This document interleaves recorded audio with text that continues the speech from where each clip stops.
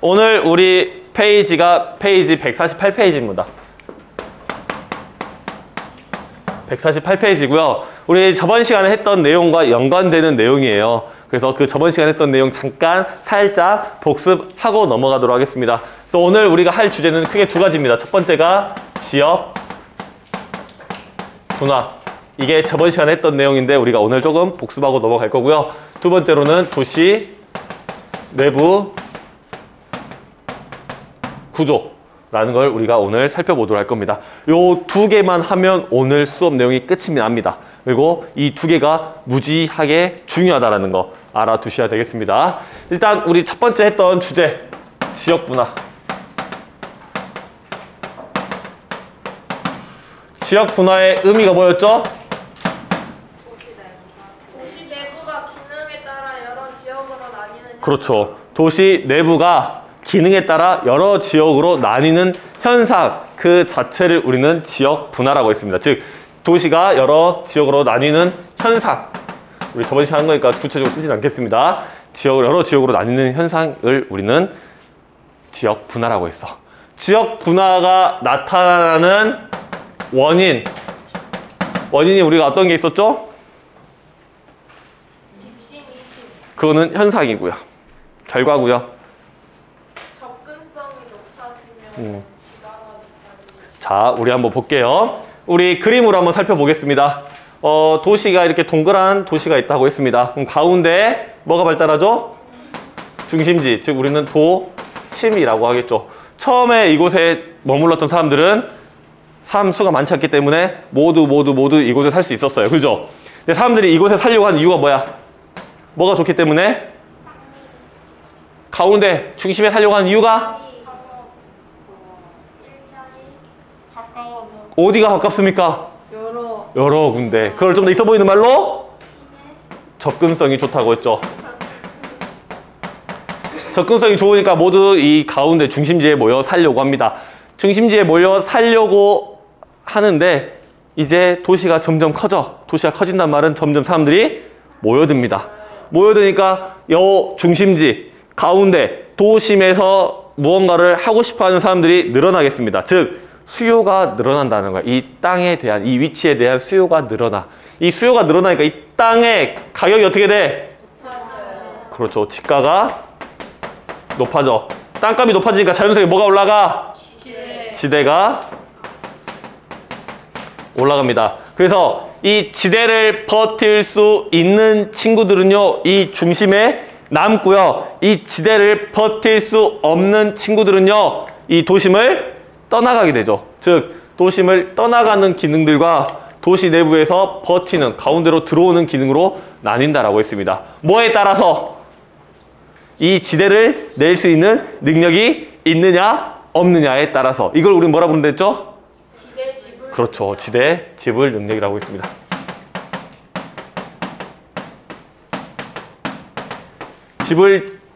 지대 지불 능력에 따라서, 즉 접근성의 차이가 가져오는 지가와 지대의 차이에 의해서 이 지대 지불 능력에 따라서 이 지역 분화가 일어난다라고 했습니다. 그래서 지역 분화 어떤 현상들이 일어나느냐? 두 가지 현상이 일어나죠. 중심을 떠나가려고 하는 현상. 이심 현상. 중심으로 들어오려고 하는 현상. 집심 현상이 일어납니다. 즉 이심 현상과 집심 현상이 일어나죠. 너무 어렵게 생각하지 마시오. 심은 중심입니다. 우리가 집중이라고 했을 때 집이 뭐야? 모일 집. 중은요? 가운데 중입니다. 즉 가운데로 모인다는 뜻이야. 한 군데로 모이셔요 하는 게 집중입니다. 여러분들 공부할 때도 집중하는 것도 공부에 하나로 모이시라 이 뜻이라고 생각하시면 돼요. 즉 심은 중심이라고 생각하시면 되고요. 이는요, 우리가 안녕 하는데 뭐라 불러? 우리 이제 헤어져. 이별, 이탈. 즉 중심으로부터 이탈하는 현상을 이심 현상, 우리가 중심으로 집중하는 현상을 집심 현상이라고 생각하시면 됩니다. 그래서 이심 현상은 어떤 기능들이 나타나죠? 지대 지불 능력이 낮은 기능들. 주거 기능과 공업 기능 이런 것들이 떠나가게 되고요. 지대의 지불 능력이 높은 친구는 누구야? 상업 기능은 중심으로 모이게 된다. 이 지역 분화에 의해서 나타나는 게 뭐다? 도시 내부 구조가 나타나게 된다는 겁니다. 이거 저번 시간에 한 내용인데 여러분들 뭔가 눈빛이 엄청나게 새로운 것을 배운 눈빛이에요. 그래서 이 지역 분화는 저번 시간에 했던 내용이고요. 두 번째 주제로 가면 도시 내부 구조. 우리가 도시 단원 오리엔테이션에서부터 말씀드렸다시피 도시 간의 관계와 도시 내부 구조를 잘 구분하셔야 된다 했죠. 지금 우리가 배우는 건 뭐야? 도시 간의 관계가 아니라 도시 내부 구조야. 그 말은 즉슨 내 심장이, 내 위가, 내 폐가 내 몸에서 무슨 역할을 하는지에 대해서 이야기를 나눠볼 거야. 우리가 저번 시간에 배웠던 도시 체계는요. 도시 간의 관계야. 즉 더 상위 계층에 있는 도시와 더 하위 계층에 있는 도시들 간의 관계를 배웠다고 하면 이거는 도시 내부에서 어떤 기능을 하느냐. 즉 내 심장이 내 몸에서 무슨 기능을 하고요. 내 폐가 내 몸에서 무슨 기능을 하는지. 내 폐나 우사인 볼트의 폐나 기능상으로는 똑같죠? 근데 누구 폐가 더 좋을까? 그렇죠. 우사인 볼트의 폐가 훨씬 더 좋을 겁니다. 내 심장이나 우사인 볼트의 심장이나 똑같이 혈액을 공급하는 기능을 할 겁니다. 하지만 누가 더 누구 심장이 비싸다면 좀 그렇고 누구 심장이 조금 더 원활하게 기능을 할까요? 누구의 그렇죠. 내 심장보다는 우사인 볼트의 심장이 훨씬 더 원활하게 기능을 할 거야. 즉 이거는 뭐냐? 도시 내부 구조, 즉 심장이 무슨 기능, 폐가 무슨 기능, 위가 무슨 기능 하냐라고 보지만 도시 간의 급은 존재하게 된다는 거죠. 무슨 말인지 아시겠습니까? 네. 자, 그러면 도시 내부 구조에서 우리가 총 5개 플러스 알파 해서 몇 개? 6개를 보도록 하겠습니다. 첫 번째로 봐야 될 거는 도심입니다. 그 다음 두 번째로는 도심의 기능을 분담하는 부도심. 세 번째로는 도심 바깥에 주변 지역으로 나가는 데 있는 중간 지역이 있고요. 네 번째로는 주변 지역. 다섯 번째로는 개발 제한 구역이 있습니다.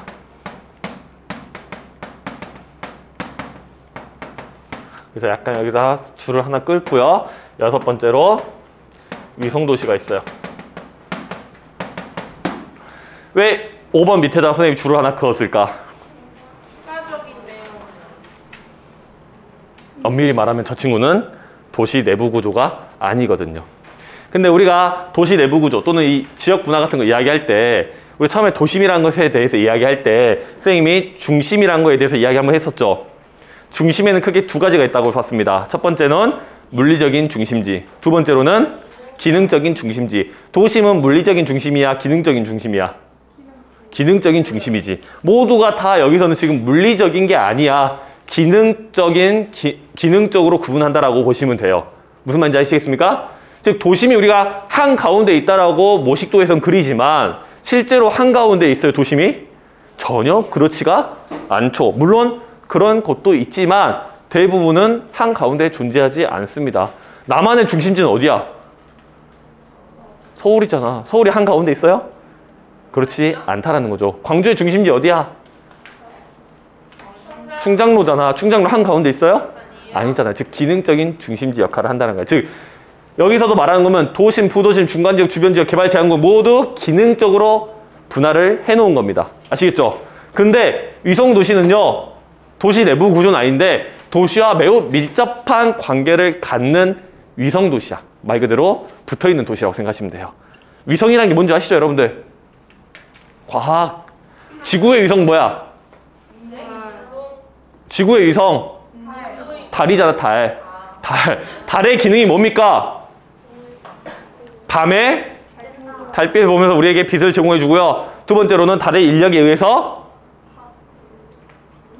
바닷물이 밀물과 선물이 존재하게 되죠. 생태계에도 많은 영향을 주고 있다는 거야. 그게 위성, 즉 달의 기능이야. 그거 말고도 우리는 위성을 또 가지고 있죠. 뭐가 있습니까?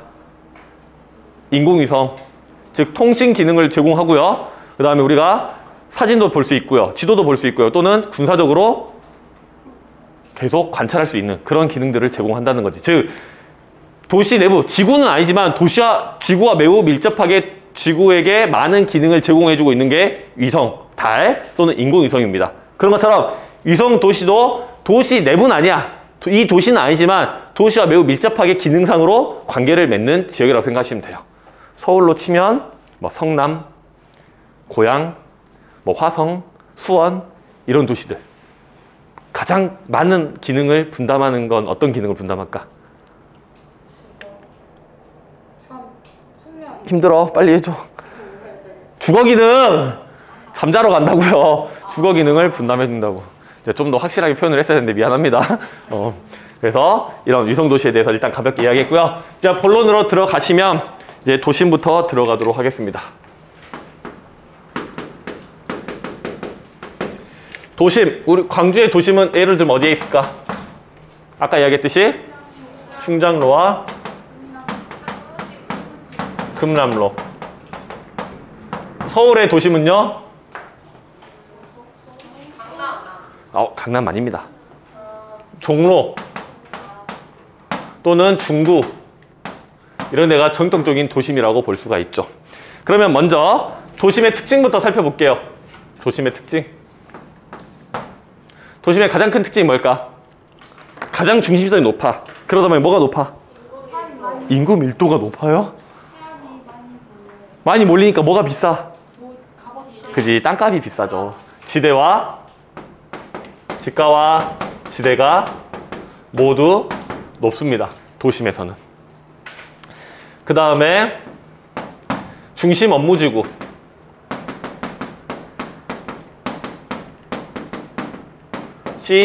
CBD라고 불리우는 중심 업무지구가 발달하게 돼요.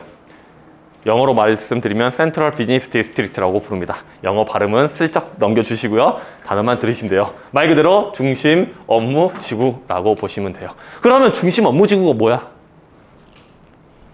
업무를 볼 수 있는 거야. 봐봐, 여러분들이 회사를 하나 차릴 거야. 광주에다 차리고 싶어요? 어디다 차리고 싶어요? 서울, 거기도 어디? 강남. 이런 데 차리고 싶잖아. 또는 중구. 여러분들 어떤 물건을 보더라도 거의 모든 회사의 주소지 보면 서울, 중구, 강남 이쪽이란 말이야. 즉 업무를 하려면 그들과 같이 함께 모여 있어야겠죠. 자, 봐봐. 여러분들이 로또가 됐어요. 몇 등? 1등. 5등. 동네 판매점에서 바꿀 수가 있죠. 2등. 2등은 지역 농협에서 바꿀 수가 있는 것 같아요. 1등은요? 서울 본점을 가야 돼. 여러분들 본능적으로 또는 여러분 생활상에서 이 중심지 간의 계층 구조를 여러분들은 다 알고 계셔요. 여러분들이 돈 10만 원이 생겼어. 저금하면 어디로 갈 거야? 동네 은행 아무 데나 가겠죠? 여러분들이 100억을 빌릴 거야. 여기 앞에 은행 아무 데, 어디 은행 가볼까? 농협. 그래, 여기 앞에 농협, 그 메가커피인가 뭔 커피 옆에 집 있죠? 거기 농협 가가지고 제가 100억을 빌리러 왔는데요. 그럼 뭐라 그래? 꺼지라고는 안 하죠. 여기보다 어디로 가라 그래? 자기 본점으로 가시거나 또는 서울로 가시라는 거야. 즉 이렇게 중심적인 업무를 할 수 있는 시설들이 모여있는 걸 우리는 중심 업무지라고 합니다. 즉 신창동에서 볼 수 없는 것들이 많죠. 동사무소 볼 수 있는데 시청 볼 수 있습니까? 볼 수가 없죠. 또는 법원 볼 수 있습니까? 또는 은행은 볼 수 있지만 은행 본점 또는 사무실을 볼 수 있습니까? 그런 것도 볼 수가 없죠. 그런 것들에서 중심 업무 지구가 뭐냐면 행정이라던가 또 금융 업무 등을 볼 수 있는 금융 등의 업무를 볼 수 있는 곳을 이야기합니다. 또는 상업지역도 포함이 되는데 이 상업도 그냥 뭐 편의점 이런 게 아니라 고차 상업지역 백화점이라든지 이런 것들. 그러니까 있어 보이게 많이 바꾸는 거야. 그냥 쉽게 생각하면 그냥 시내에 가면 볼 수 있는 것들 또는 상무지구에 가면 볼 수 있는 것들이 CBD라고 보시면 됩니다. 어렵지 않죠? 자, 그러면 세 번째로 넘어가시면 인구 공동화 현상이 일어나요. 인구 공동화 현상. 인구 공동화 현상은 작년에 선생님이 서술형으로 출제했던 기억이 납니다. 서술형으로. 그래서 여러분들 이거는 좀 잘 알아두시길 바라겠습니다. 도심이 여기 있고요. 주변 지역이 있고요. 주변 지역이 있습니다.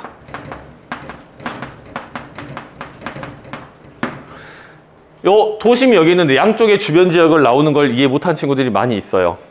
근데 여러분들 이거는 글로 알아두는 것보다 그림으로 알아두셔야 됩니다. 여러분들 148페이지 왼쪽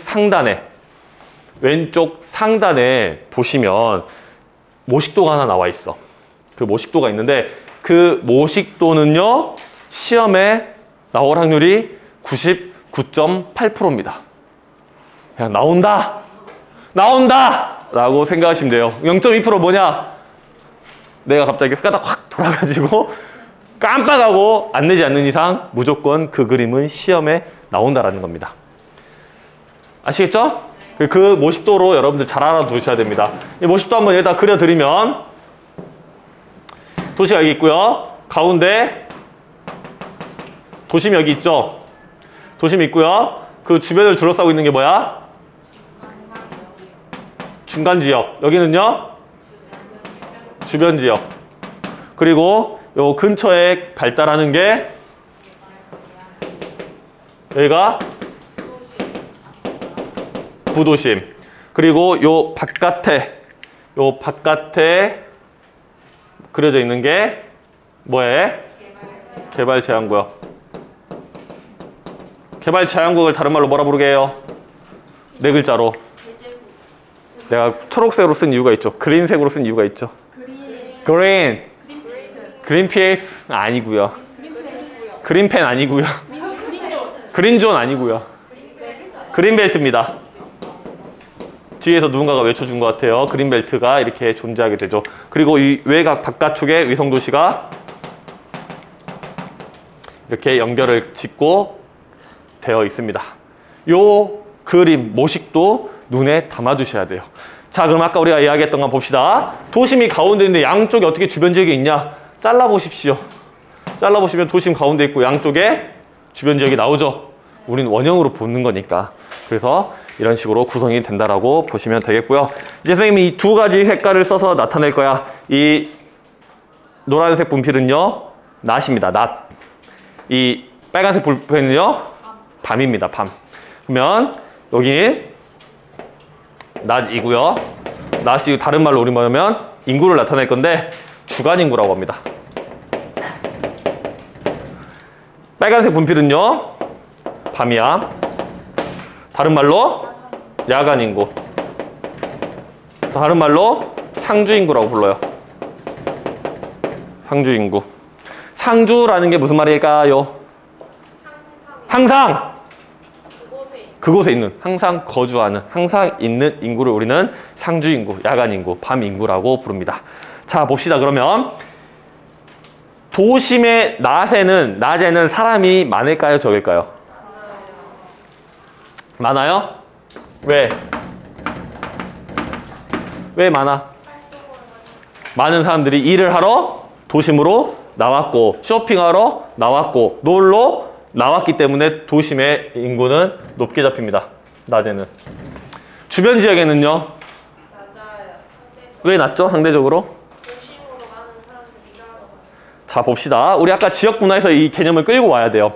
지역 분화에 따라서 이심연상과 집심연상이 일어났죠. 집심연상에서 버틸 수 있었던 기능들은 어떤 것들이야?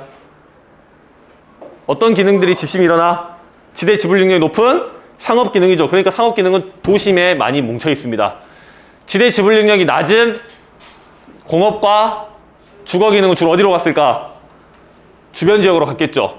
이 주변 지역에는 주거 기능이 우세하고요. 도심에는 상업 기능이 우세하기 때문에 낮에는 이 사람들이 여기로 들어오게 되죠. 밤에는요, 잠자러 나가게 되는 거야. 이 개념만 생각하시면 됩니다. 즉, 낮에는 상대적으로 주변 지역의 인구가 낮게 표현이 되게 되는 겁니다. 반면에 밤에는요, 도심에는 인구가 줄어들죠. 혹시 여러분들 시내에서 밤 늦게까지 있어 보셨습니까? 10시, 11시? 웃는 친구들은 있어 본 것 같습니다. 낮에 활기는 볼 수가 없죠. 신창동 우리 동네보다 오히려 밤 되면 사람들이 없고 무서울 정도로 문은 다 닫혀 있죠. 다 어디 갔어 이 사람들? 사무실 문 다 닫고 상가 문 다 닫고 자기 동네로 돌아갔기 때문에. 그래서 도심의 밤에는 인구가 적고요. 주변 지역은 상대적으로 인구가 늘어나게 됩니다. 왜 도심에는 밤에 인구가 확연하게 떨어질까? 집값이 비싸요. 집값이 비싼 게 아니죠. 정확히 말해야죠. 지가가 비싸고 지대가 비싸기 때문에 주거 기능이 거기에 존재하기가 어렵기 때문이죠. 그래서 이거를 연결시켜 보면 이렇게 나타나게 됩니다. 그래서 이렇게 비는 현상을 우리는 뭐라 부르냐? 인구 공동화 현상이라고 부른다라는 거 정리해 주시면 되겠습니다. 그래서 인구 공동화 현상의 정의는 도심의 인구가 도심에서 상주 인구가 감소하는 현상 자체를 이제 정의하고요. 이 정의 자체를 외우는 것보다는 이 개념 자체만 알고 계시면 여러분들이 얼마든지 응용할 수가 있다는 겁니다. 아시겠죠? 즉 도심에서 주간 인구는 많은 이유는 뭐냐? 산업 기능이 발달했으니까 일하러 왔습니다. CBD가 있으니까 일하러 왔습니다. 밤에 사람이 없는 이유는 뭐냐? 다 집으로 돌아갔습니다. 그럼 왜 도심에서는 살지 않느냐? 출퇴근 거리도 가깝고 좋은데 안 사는 게 아니라 못 사는 겁니다. 왜? 비싸거든요. 집가가 비싸거든요. 지대 지불 능력을 버틸 수가 없거든요. 그래서 시내에서는 아파트를 볼 수가 없다는 거죠. 다 이해되셨죠? 자, 그럼 일단 인구 공동화 현상에서 이제 도심이 있고요. 도심이 있고요. 주변 지역이 있습니다. 여기에서 상주 인구가 야간이죠. 그다음에 주간 인구. 이를 한번 비교를 한번 해보고요. 출근 방향.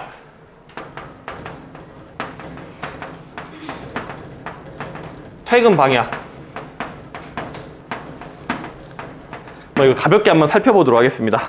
일단 도심의 상주 인구는 많습니까? 적습니까? 도심의 상주 인구는 적죠. 왜냐? 지대가 높아서 주거 기능이 외부 지역으로, 즉 주변 지역으로 나갔기 때문에 상대적으로 주변 지역은 상주 인구가 높게 되겠죠. 주간 인구는요? 주간 인구가 도심에서 높게 나타나고요. 주변 지역에서는 상대적으로 낮게 나타납니다. 그럼 출근 방향 어떻게 될까? 도심에서 주변 지역, 주변 지역에서 도심. 그죠? 주변 지역에서 도심으로 출근하게 되고요. 퇴근은요? 반대 방향으로 나가게 된다는 거죠. 요거는 조금 알아두시길 바라겠습니다. 알겠죠? 진짜로 끝! 자, 그럼 일단 집어넣고 보도록 하겠습니다. 도심에서는 인구 공동화 현상이 발생하게 되고요. 그 다음 두 번째로 넘어갑니다. 부도심. 부도심의 A시는 어디냐 하면 광주로 치면 상무지구입니다. 서울로 치면요? 그렇죠. 강남입니다. 자, 여기서 여러분들 포인트로 주셔야 될 게 뭐냐면 도심과 부도심은요 서로 기능을 분담하는 역할을 합니다. 즉 정확히 말하면 도심의 기능을 분담하는 게 부도심이야. 그럼 서로 협력하는 관계로 보이죠? 하지만 도심과 부도심은 서로 경쟁하는 관계이기도 해요. 왜냐? 부도심은 뭐가 되고 싶거든? 도심이 되고 싶거든요. 내가 이 동네에 뭐가 되고 싶어? 짱이 되고 싶거든요. 그래서 서로 경쟁하는 관계도 가지게 된다는 거 봐주시면 되겠습니다. 자, 그러면 도심이 어느 지역보다 가장 월등히 좋은 점이 뭐야? 뚜렷하게. 왜 발달해서 처음에 도심이?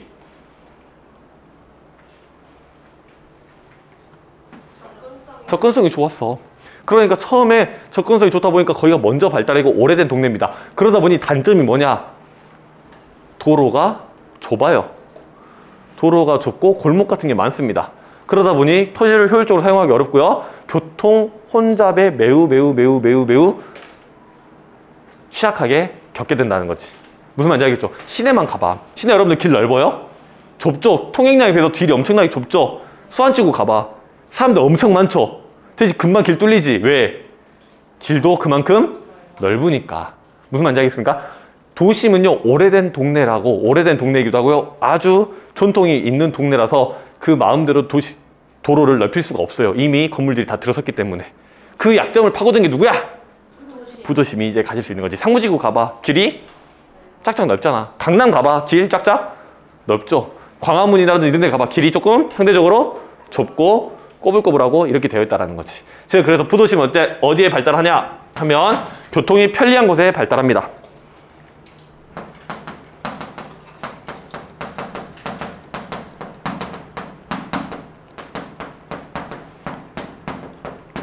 네, 여러분들 착각하시면 안 되는 게 도심과 주변 지역을 연결하는데 부도심이 발달을 해요. 근데 그 발달한 부도심이 새로 만들었기 때문에 교통이 좋은 거지, 아까 말했던 그 길이 넓고 이런 거는 이게 아닙니다. 이건 위치고요. 도시 내부에서 위치고요. 그 위치에 어떤 게 더 발달하냐? 새로 만들었기 때문에 길이 넓고 교통이 훨씬 더 원활하다는 거지. 차이점 아시겠죠?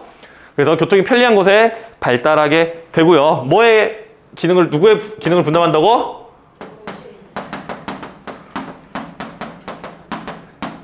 도심의 기능을 분담합니다. 어떤 기능이냐? 상업 또는 행정 등 기능을 분담합니다. 또 좀 더 디테일하게 보면 도심에서는 주거 기능을 거의 보기가 어려운데 부도심에서는 그래도 주거 기능이 조금 더 있다라는 거지. 강남에 주거 기능 있습니다. 나 강남 살아. 나 종로 살아. 종로 살아 좀 이상하잖아. 그래서 강남 살아는 많죠. 하지만 이제 상업과 행정 기능이 주로 이제 분담하고요. 주거 기능도 부도심은 가지고 있다. 상무지구에 아파트 있습니다. 충장로, 금남로에 아파트 거의 없습니다. 차이점 구분하시고요. 조금만 빠르게 진행하도록 하겠습니다. 세 번째로 보시면 중간 지역입니다.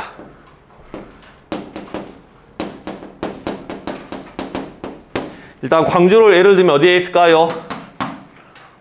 거의 못 맞추더라고. 여러분 혹시 야구장 가봤어? 시내 가봤어? 버스 몇 번 타고 갔어요? 그렇죠. 51번 버스 타고 가다 보면 야구장을 지나서 시내로 가는 길목이 어때? 엄청나게 노후화되어 있지. 기억이 안 나시나 봅니다. 그 지역을 어디라 부르냐면 임동이라 불러요. 임동. 임동이 광주의 대표적인 중간 지역이야. 중간 지역은요, 노후화되어 있는 게 특징이야. 노후화되어 있어요. 노후화되어 있고 여러 가지 기능이 혼재되어 있습니다. 그 교과서상에 영등포라고 되어 있으니까 서울의 영등포를 적어는 드리는데, 영등포도 최근도 아니죠. 좀 됐죠. 이제 재개발이 많이 돼서 조금 이제 이런 면모는 많이 벗었다라고 보시면 되겠습니다. 일단 중간 지역은요, 주변 지역과 도심 사이에 연결하는 그 지역인데, 이 중간 지역의 가장 큰 특징이 뭐냐면, 이거 중요하니까 잘 포인트 잡으셔야 됩니다. 지가와 지대에 조금 차이점이 있어요. 지가는 높을까 낮을까? 지가 높아요. 비쌉니다. 지대는요? 지대는 낮습니다. 상대적으로. 이게 어떤 현상이냐면, 예를 들면 우리 동네 아파트가 약 3억이라고 칩시다. 사고 파는데 3억이야. 여기 첨단 남부대 옆에 가면 5층짜리 아파트들 있죠. 거기가 요 동네 아파트보다 조금 더 오래됐어요. 조금 더 노후화 됐습니다. 근데 얼마일까? 걔도 3억이야. 걔도 3억. 왜 이런 일이 발생하지? 여기가 좀 더 쾌적하고 좋은데 왜 가격은 비슷하거나 쟤네가 조금 더 비싸요? 왜 그럴까? 땅값? 자, 봐봐. 5층짜리 아파트가 훨씬 오래됐어요. 낙후됐어. 근데 가격이 더 비싸거나 비슷해. 근데 여기 3억짜리 아파트는요, 전세를 2억이면 빌려요. 거기 전세는 얼마 필요할까?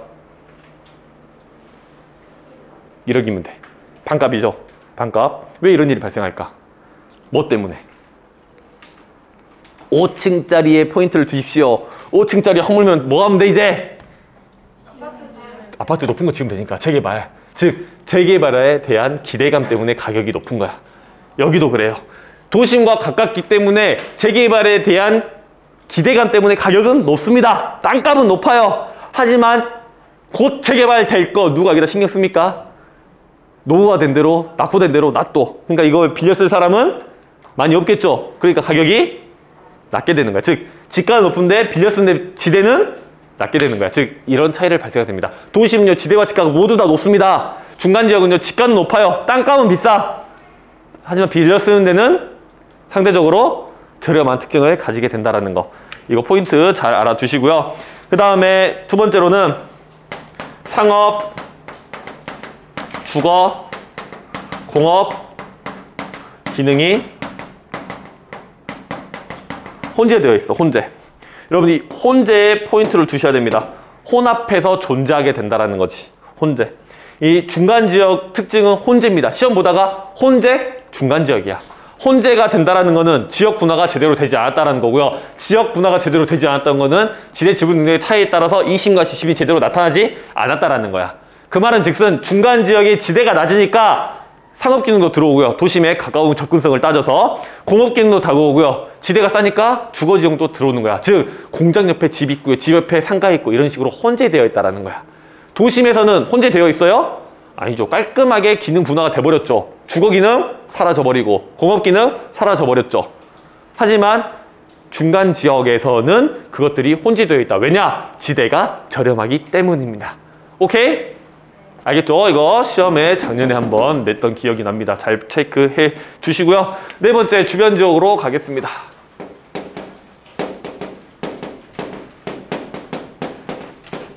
주변 지역은요. 어디가 있을까? 광주로 치면 그렇지. 수안. 우리 살고 있는 신창도 넣어줍시다. 서울로 치면요. 거의 이제 많은 여러분들이 알고 있는 지역들이 있는데 이제 노원구 같은 조금 이제 중심지에 떨어진 지역이 이제 대표적인 주변 지역으로 볼 수가 있습니다. 이 친구들의 주로 하는 기능은 뭘까? 무슨 기능을 가장 많이? 그렇지, 주거 기능이야. 주거 기능이 매우 우세합니다. 주거 기능이 우세하고요. 그러면 상업 기능은 없을까? 이쪽 고차 상업 기능은 없어. 수안지구에 백화점 있어요? 없죠. 마트 정도야 있죠. 백화점 없습니다. 즉 주거 기능이 주로 분담하기 때문에 그 사람들에게 생활 서비스를 제공할 수 있는 상업 기능은 들어와요. 근데 도심에서 볼 수 있는 상업 기능과는 좀 다르죠. 도심에서는 훨씬 더 고차 서비스업을 볼 수 있는 거, 고차 상업 기능을 볼 수 있는 거고요. 주거 지역에서 볼 수 있는 상업 기능은 저차, 그냥 간단한 생활용품이라든지 식당이라든지 이런 것들을 볼 수가 있는 거지. 은행, 지사, 본사 이런 건 볼 수가 없다라는 겁니다. 주거 기능이 우세하고요. 대규모 대단지, 아파트가 우리나라에서는 가장 우세한 형태로 나타나고요. 그 다음에 주변 지역에서는요. 주거 기능 다음에 또 뭐가 나타날까? 지대가 저렴하니까 공업 기능도 나타나요. 그래서 우리가 정말 쉽게 볼 수 있는 게 뭐냐? 수안지구 보십시오. 수안지구에서 계속 조금만 걸어가면 뭐가 나와? 바로 공장 나와요. 바로 공장. 하남공단이 나옵니다. 즉 주변 지역이기 때문에 주거 기능 바로 옆에 공업 기능이 나오는 거지. 언젠가 시간이 가면 하남공단이 수안지구를 침범할까? 수안지구가 하남공단을 침범할까? 그렇죠. 너무나 상식적으로 알 수가 있죠. 공장, 아파트 밀어내고 공장 짓기는 현실적으로 어렵다라는 거 알아두시고요. 주변 지역까지 우리가 살펴봤습니다. 자, 그러면 다섯 번째 개발 제한구역.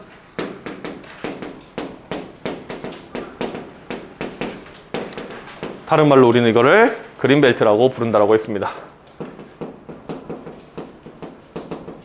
그린벨트 개발 제한구역. 그래서 목적이 뭘까? 목적만 아시면 됩니다. 이거 목적.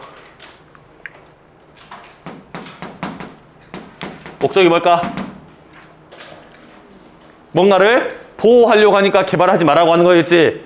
자, 여러분들 포인트를 주셔야 되는 게 뭐냐면 모식도에서는 늘 이 도시 가장 최외곽의 개발 제한구역을 그려요. 모식도에서는. 하지만 이제 기능상으로 이렇게 나와 있는 거고요. 도시 내부에는 개발 제한구역이 충분히 많이 존재합니다. 우리 근처에도 있어요.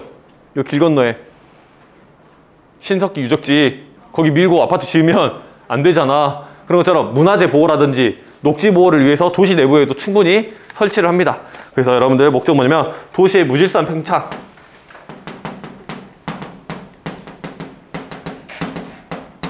팽창을 방지하고요.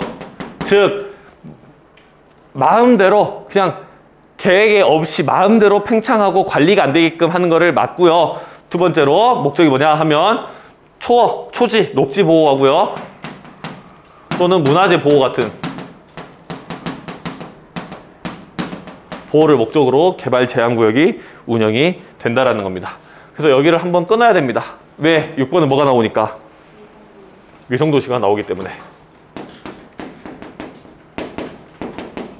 위성 도시는 여러분들 이제 도시 내부에 존재하진 않아요. 근데 이 역할이 무슨 역할을 하냐면 대도시의 기능을 분담합니다. 우리 행성이 위성을 가지려면 충분한 뭐를 가져야 되지? 조건. 그 조건이 뭐야? 너 도망가지 말고 꽉 잡아놔야 되잖아. 너 여러분들 과학에 별로 흥미가 없구나. 나는 여러분들 사회만 흥미가 없는 줄 알았어. 과학도 별로 흥미가 없구나. 그래서 중력. 그 중력은 뭘로 가지고 뭐에 비례합니까? 중력이 힘이잖아요. 중력이 강하려면 뭐가 높아야 돼?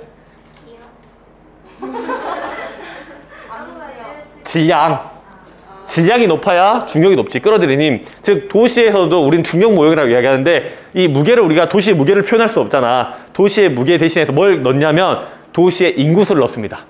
인구수가 많아야 뭘 가질 수 있어? 끌어들이는 힘. 즉 우리는 위성 도시를 가질 수가 있다라는 거야. 그럼 누구만 갖고 있겠니 얘네들은? 대도시. 서울, 대구, 부산. 광주. 빠져 있어요, 광주. 광주 위성도시를 갖기에는 아직 대도시가 아니기 때문에. 그래서 대도시, 이 대도시, 특히 이제 대구, 부산에도 이제 위성도시라고 불리우는 곳이 있어요. 뭐 경산 같은 것이 있긴 하지만 걔들은 다 이제 주거 기능을 분담하고요. 서울 같은 경우는 위성도시가 훨씬 많아요. 왜냐? 강력하니까. 지구는 달 하나 갖고 있죠? 태양은요? 화성, 금성, 수성 두 줄이 갖고 있잖아. 그래서 태양은 훨씬 더, 즉 서울은 훨씬 더 인구수가 많기 때문에 많은 기능을 분담할 수 있는 위성도시를 갖고 있어요. 그래서 첫 번째 위성도시의, 우리나라 입장에서 위성도시의 첫 번째 기능이 뭐냐? 주거 기능 분담입니다. 대도시의 기능 분담에서 주거 기능을 분담해요. 근데 서울 같은 경우는 뭐냐? 군사 기능도 주고요. 행정 기능도 주고요. 여러 가지 기능을 분담시킵니다. 일단 1번은 뭐라고요? 주거 기능이 가장 우세합니다. 주거 기능. 왜냐? 대도시의 집가는 비싸거든요. 그다음 군사 기능도 분담하기도 해요. 뭐 의정부라든지 서울 같은 경우는, 또는 이제 고양시, 이제 일산 같은 경우도 이제 군사적 목적으로 좀 있었고요. 행정, 과천 같은 곳이 행정 기능을 조금 분담하게끔 되어 있죠. 그 외의 도시들은 거의 다 뭐야? 주거 기능을 분담하게 된다라는 거 알아주시면 좋겠습니다. 그래서 A씨 간단히 적어드리면, A씨를 간단히 적어드리면, 뭐 서울 같은 경우는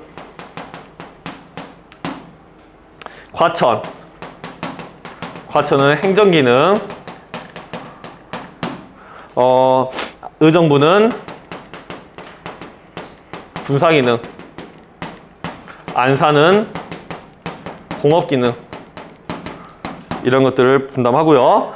부산 같은 경우는 김해, 주거, 대구 같은 경우는 경산이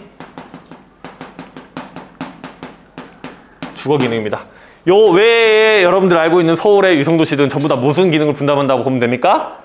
주거 기능을 분담한다라고 보시면 되겠습니다. 아시겠습니까? 자, 일단 수업은 일단 요만큼 해서 끝내고요.